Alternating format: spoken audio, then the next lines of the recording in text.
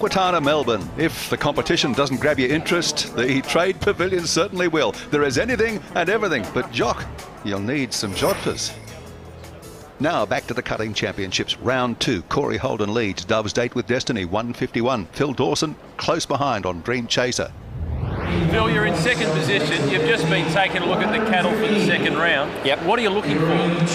I'm sort of looking for a beast that won't sort of, or I guess it'll test my horse enough to show him to the best of his abilities without being too much. I guess there's sort of usually in a herd of cattle there's individuals that'll be quite passive and won't move much when we do cut them, and then there'll be individuals in there that can be the opposite end of the scale, be quite aggressive and won't want to be out there by himself. So I guess my job is to try and, this is the luck element, I guess, in the cutting, and part that makes our job the hardest is picking those cows that show our horses off enough, but not too much. It's a fine line.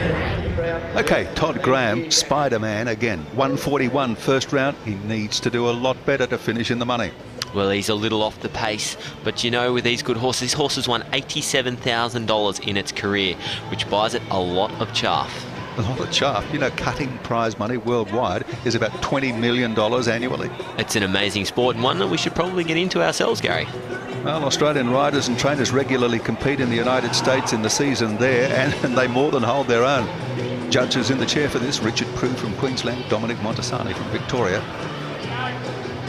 Here he goes. Well, don't forget, the idea of this, what the judge is looking for, is basically a horse that can keep a cow away from its mates while looking stylish. Now here's a hot chance. We heard from Phil Dawson a few moments ago. Dream Chaser, the horse, 1 point behind the leader at the halfway mark. Well, we did hear from Phil, and he was talking about how he goes about cutting a cow and exactly what he's looking for. You don't want one that's going to be too strong, but then you want to give your horse a good opportunity to show itself off for the judges. They scored 150 first time round. They need to at least equal that to stay near the head of the competition. 150, an excellent score first out. It'll be very hard to top that, I would think. Has he run his race too early? Oh, you could be right. Dream Chaser is chasing a big prize money pot here, but the judges don't agree. 142, that's a disappointment. Total 292. That's probably going to take him out of the leaders for now, I think. Which will be a bit disappointing for Phil after posting such a good first score. Well, talking about good first scores, One Stylish Pepto first round for Todd Graham was 148.5. He's right in the thick of it. Well, there's an interesting story behind the ownership of One Stylish Pepto.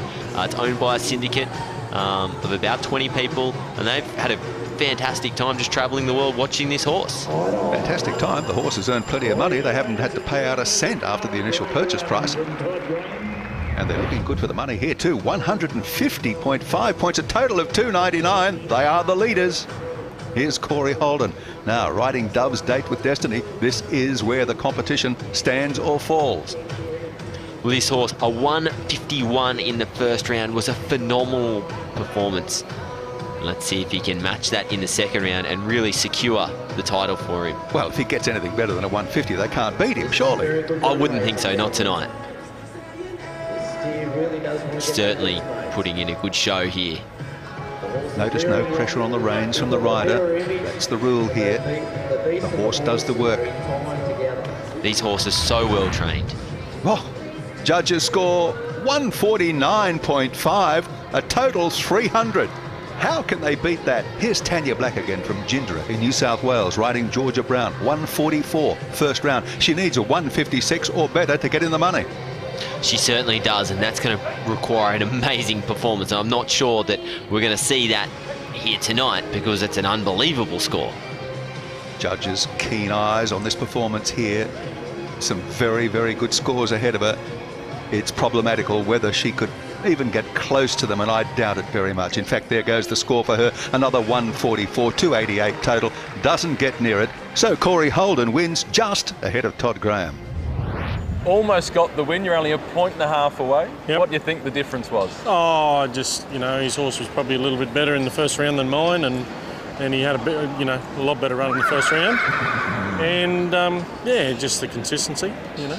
You've got to be pretty happy with your own consistency, though. It wasn't too much of a gap between your first ride and your second ride. That's right. No, he was good. I mean, I don't know about Corey's horse, but my horse, he's only been back from the breeding barn a couple of days, and he's been pretty good for us. It was pretty tight all the way down to the end, but you managed to hold on. Managed to hold on right to the end, yeah. No, he's got a really good, you know, really well-seasoned horse, and just really consistent and very confident about his job. You know, gives 100% every time we go in.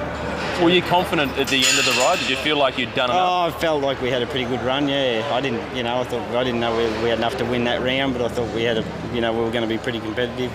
Picked the cattle well? Yeah, no, he'll pretty much try with whatever cows you cut on him, he'll do his best for you. And you're happy with the win, I assume? Oh, yeah, no, very happy, and I'm sure the owners are going to be even happier.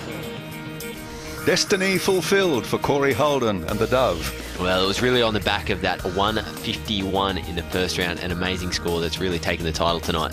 Couldn't have got much closer though. The Victorian Corey Holden, the winner over Queensland's Todd Graham on One Stylish Pepto. Phil Dawson third, Dream Chaser. Then Sweet Georgia Brown. With more than 300 exhibitors spread across 3 pavilions and coming from across Australia and around the globe to showcase and sell everything imaginable, there's simply no other equine exhibition quite like it. With so many saddle types tailored for specific types of riding, saddle shopping was a major attraction. We have a lot of choices on our stand of different brands, different types, styles, sizes, so they can start to make a choice, and that's what we're here for. But what's a horse to do if it gets a little thirsty or even just a little bit peckish? Might look like we're drinking on the job, but that's not quite the case. This is a bar for horses, and they're spoiled. And I'm told by the experts that the more appealing it looks to you and I, the more appealing it is to the horses. This one, stud talk. Pretty impressive.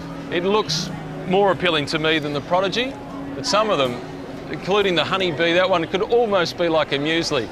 They are spoiled horses. And as we all know, a horse is a horse, of course, unless, of course, it's a plastic horse. The educational element of the exhibition is just as big a draw card, with one of the favourites being the simulated riding to assess areas where you can possibly improve. But this was overshadowed by the chance to rub shoulders with Steve Jeffries, who is best known for playing the man from Snowy River in the opening ceremony at the Sydney Olympics. It was an awesome opportunity and an unbelievable feeling to ride out into that crowd that night, see all the flashlights, and just the atmosphere of that stadium was incredible. No shortage of things to do and see at the exhibition.